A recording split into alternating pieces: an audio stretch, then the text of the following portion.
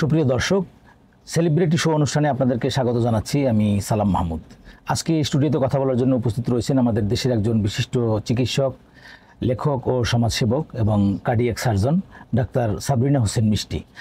Doctor Sabrina Hossain মিষ্টি, আপনাকে স্বাগত জানাচ্ছি সেলিব্রিটি শো অনুষ্ঠানে। আপনি কেমন আছেন? থ্যাংক ইউ, আলহামদুলিল্লাহ ভালো আছি। আপনি কেমন আছেন? জি, ভালো আছি। তো আপনি তো আসলে একজন সেলিব্রিটি এবং নিয়মিত মিডিয়াতে আপনার উপস্থিতি, বিশেষ করে দেশ ও মানুষের কল্যাণে আপনি নিবেদিত। তো যেই জায়গাটিতে আপনি আসলে বেশি খ্যাতি অর্জন করেছেন চিকিৎসা বিজ্ঞানের ক্ষেত্রে, তো সেই জায়গায় আমরা প্রথমেই একটু শুরু করব আমাদের দেশের মানুষের কল্যাণের জন্য। যে আমরা করোনার কারণে কিন্তু আমরা অনেক ক্ষতিগ্রস্ত হয়েছি সারা বিশ্বে, বাংলাদেশেও, এবং নতুন করে আর একটা ভেরিয়েন্ট এসেছে এবং সে ব্যাপারে অনেক সাবধানতা অবলম্বন করার কথা বলা হচ্ছে। আসলে সত্যিকার অর্থে এই করোনা এটা কতটুকু বিপজ্জনক বা এখানে কতটুকু সাবধানতা আমাদের অবলম্বন করতে হবে বলে আপনি মনে করেন? আমি তো মনে করি যে আমরা জানি যে এটা একটা মহামারী হিসাবে একটা সময়ে বিশ্বে এসেছিল। তো সকলের জীবনকে সেটা ভীষণভাবে প্রভাবিত করেছে এবং আমি বলবো যে আমি মনে হয় তার মধ্যে একটা বিশেষ ভুক্তভোগী। আমার জীবনে একটা স্থায়ী ছাপ রেখে গেছে করোনার সময়কালটা। তো এটা হচ্ছে যে একটা মানুষ হিসাবে বলতে গেলে অ্যাজ এ পার্সন, আর অ্যাজ এ ডক্টর হিসাবে যদি আমি বলতে যাই তাহলে এটাই বলবো যে এটা তো মানে যেভাবে একটা ভাইরাল ফিভারের ক্ষেত্রে যে পরিমাণ মানে প্রিকশন নেওয়া দরকার টু প্রিভেন্ট, মানে ফর প্রিভেনশন, সেই প্রিভেনশনগুলো আমরা মোটামুটি এখন সবাই জানি।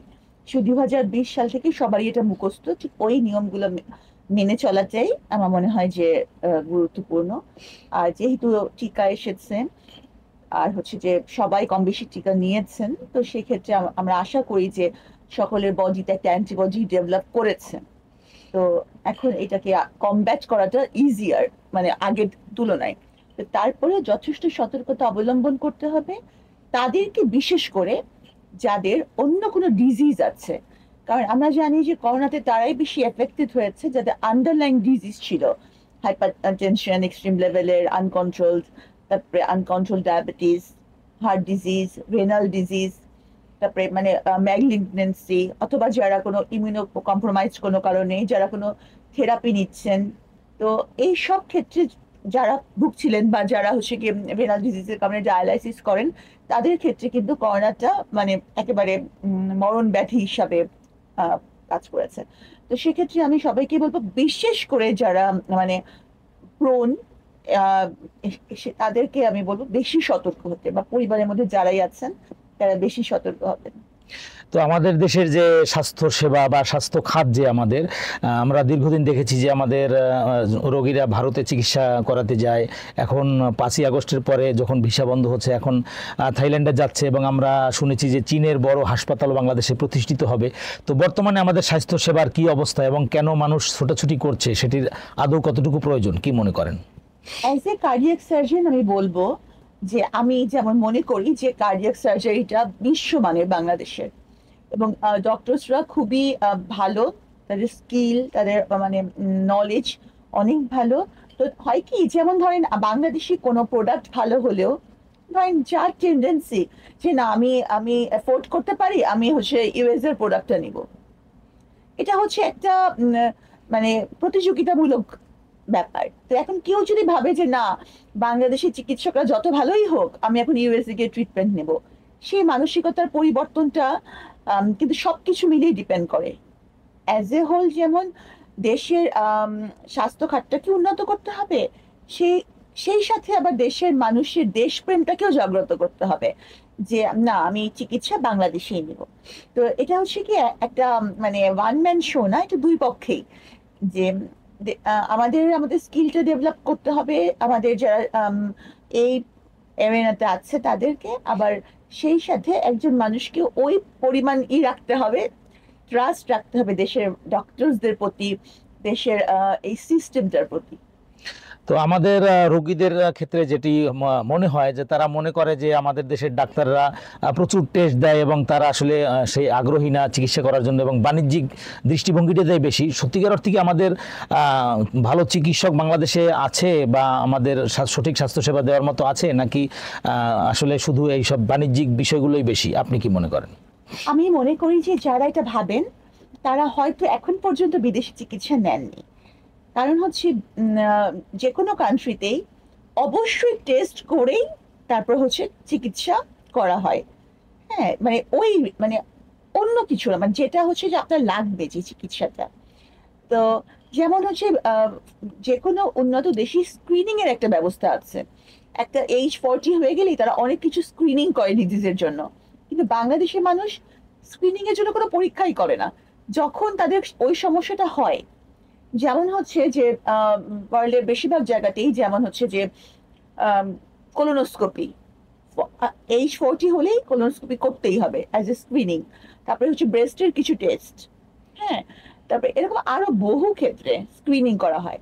কিন্তু বাংলাদেশের মানুষকে আপনি একটা কোলোনোস্কোপি লিখে দিলে, না কেন করব, আমার তো কোনো সমস্যা নাই, ডাক্তার এটা কেন লিখে দিল। তো এরকম আমি মনে করি এটা জ্ঞানের অভাব। তো টেস্ট ইনভেস্টিগেশন যেগুলো, সেগুলো অবশ্যই যেগুলো প্রয়োজন সেগুলো দেয়া।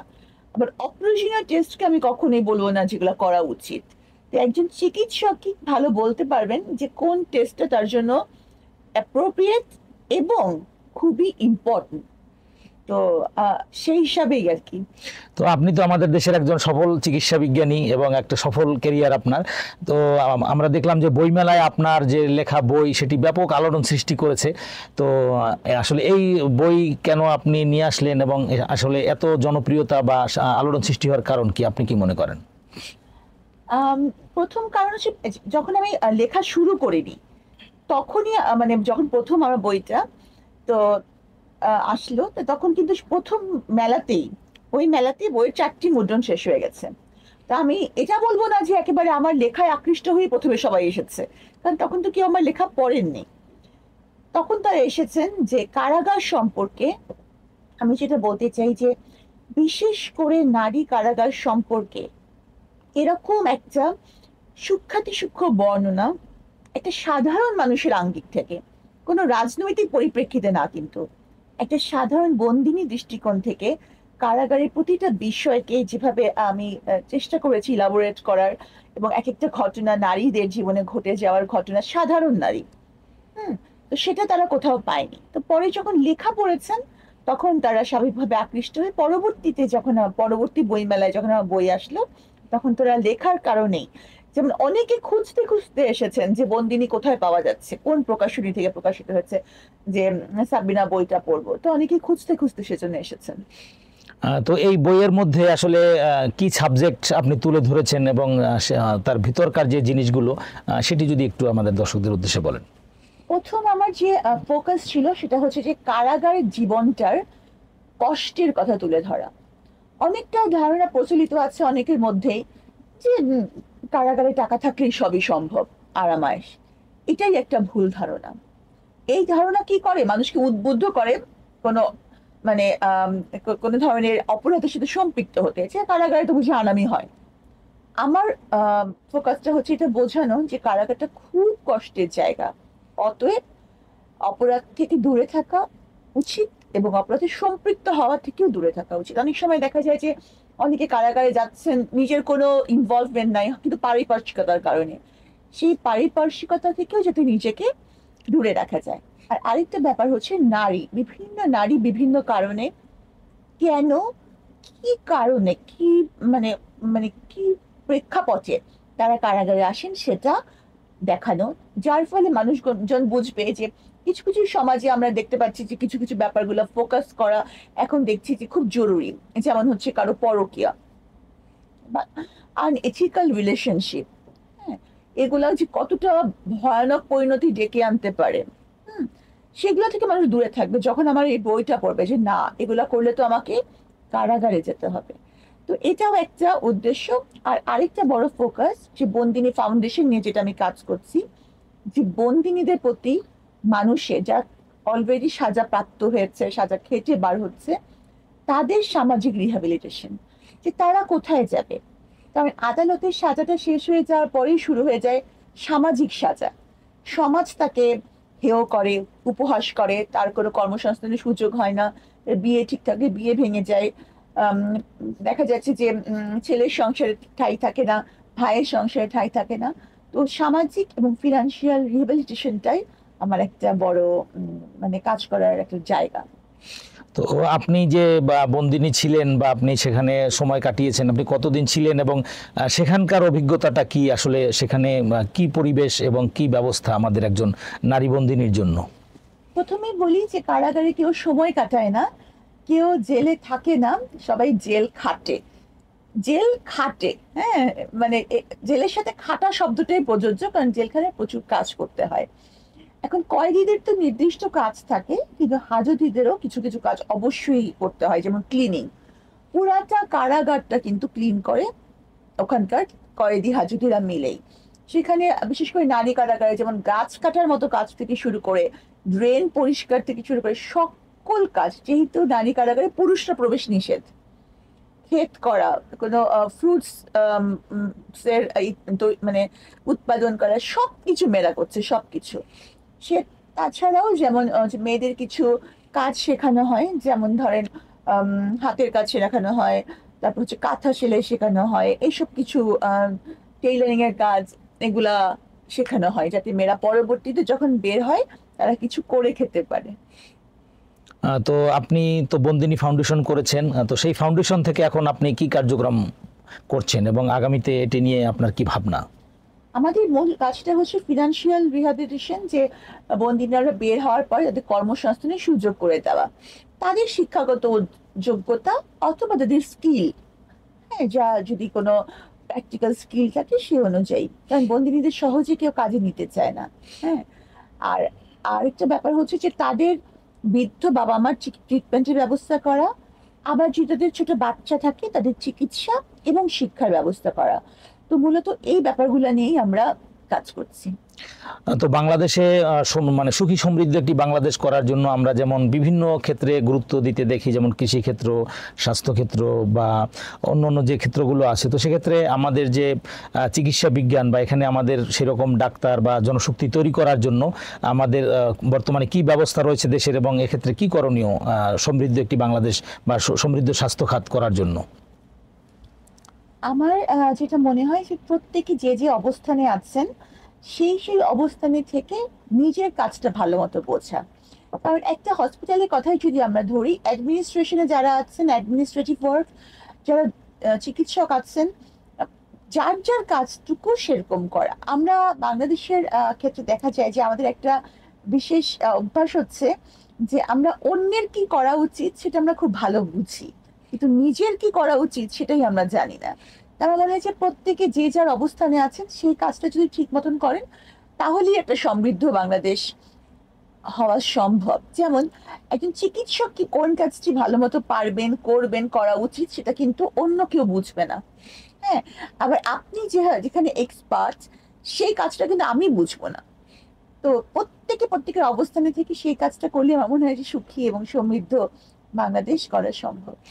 তো আমাদের দেশের আইনের শাসন নিয়ে আপনার কি মূল্যায়ন, যে আপনাকে যেভাবে আপনি যেভাবে জেল খেটেছেন বা গিয়েছেন সেটু কত ন্যায়সঙ্গত বা যুক্তিসঙ্গত ছিল, বা সেখানে আপনি আরো সুবিচার পেতে পারতেন কিনা, আপনি কি মনে করেন?